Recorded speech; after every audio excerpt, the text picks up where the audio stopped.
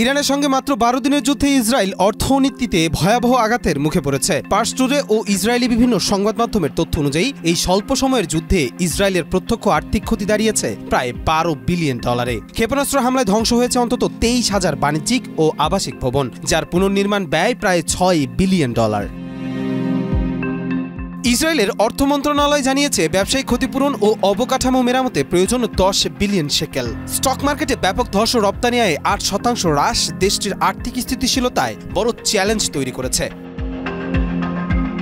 বিশ্বখ্যাত Wiseman institute ও Haifa রিফাইনারিতে $১০০ কোটি ক্ষতি, প্রযুক্তি খাতে বিনিয়োগ প্রত্যাহার ও ৪৬,০০০-এর বেশি কোম্পানি বন্ধ হয়ে যাওয়ায় পরিস্থিতি আরও জটিল হয়ে উঠেছে। শুধু আর্থিক স্থবিরতাতেই ক্ষতির পরিমাণ দাঁড়িয়েছে প্রায় $৩.৫ বিলিয়ন। একনল হ্যান্ড ওয়াশ ১০০% প্যারাবেন ফ্রি, তাই নিরাপদ হাতের জন্য আস্থা রাখুন একনলে। অর্থনৈতিক ঘাটতি এখন ৬% পৌঁছেছে এবং জিডিপি প্রবৃদ্ধিতে ০.২% হ্রাসের সংখ্যা দেখা দিয়েছে। জরুরি খরচ মেটাতে যুক্তরাষ্ট্রের সহায়তার দিকেও তাকিয়ে আছে তেল আবিব। এদিকে অভ্যন্তরীণ অস্থিরতা ও বিপরীত অভিবাসনের প্রবণতা নতুন করে মাথা ব্যথার কারণ হয়ে দাঁড়িয়েছে। বিশ্লেষকদের মতে নিরাপত্তাহীনতা, রাজনৈতিক বিভাজন ও আন্তর্জাতিক সমর্থনের ঘাটতি নেতানিয়াহুর প্রশাসনকে এক গভীর সংকটে ফেলে দিয়েছে।